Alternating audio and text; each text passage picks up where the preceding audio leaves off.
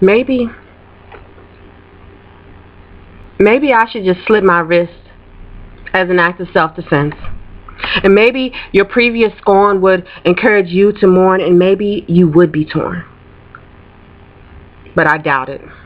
Because you never gave a fuck about my love poems. As I straddled your face and you pretended to enjoy the taste of every word I birthed and the knowledge that flowed from my loins, proving we didn't have to fuck to be joined because the shit was just that deep. And even when my lips were still, my pen never refused to speak, and tears were never required for me to weep.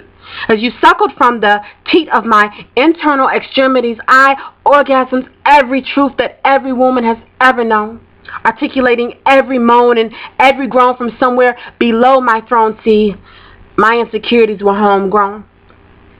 But that didn't discard my welcome mat. I let you in, and him and him and her and her.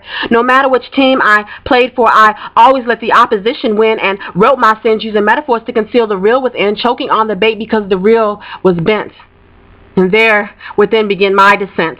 I dove down deep into the recesses of my mind, allowing hindsight to blind me and tainted blood to bind me, and the mirror is always there to remind me, and I want to throw my fist into the glass, shattering every shadow that lurks below my surface. My reflection is faceless, so seeing isn't always believing. My own eyes have often deceived me.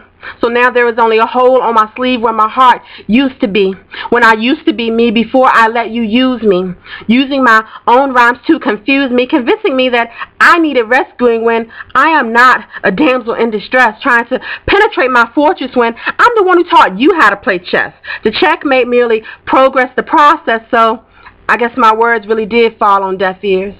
And I guess you only hear what you want to hear. And I guess I shouldn't have kept my enemies near, because your applause was never really sincere, and the finger snaps merely disguised the fear, but I am still here.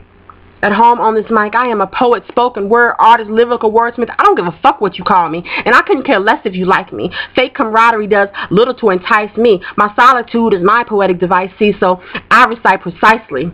True words bleed honesty, and honestly, this is me.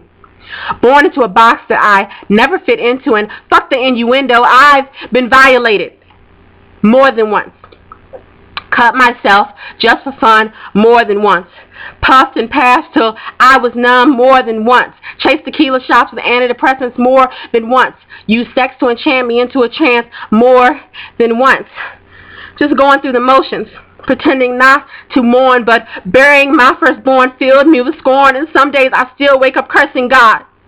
Because some days I still believe him to be a fraud, because my son is rotting in a grave, and I'm supposed to pray for my soul to be saved so that the fee for my sins will be waived. Well, I did pray. And I prayed. And I prayed. But my baby is still rotting in his grave.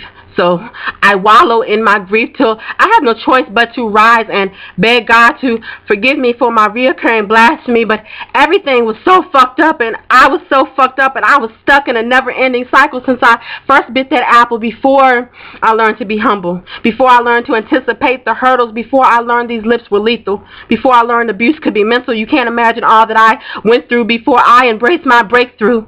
So now I write my pain knowing that the ink will stain, therefore leaving my mark, solidifying the art, crowning me the monarch. See, this is my art, and the rhymes are my heart, and the tears are my fears. Each stanza bringing me closer to the altar, co-writing when I may falter, and there's my curtain call. I've always been an actor, pretending to make believe, sowing seeds of disbelief and attempt to reap the benefit, knowing that I'll never really fit. I'll never be one of you, because I will never be like you. Always on the outside looking in, just me and my pen, my only true friend, at least until the ink dries up and I am forced to again assume the familiar position of submission. Head back, face up, arms outstretched, legs bipolar. Come on, world, I'm ready for my close-up. It's been a while since I've been fucked.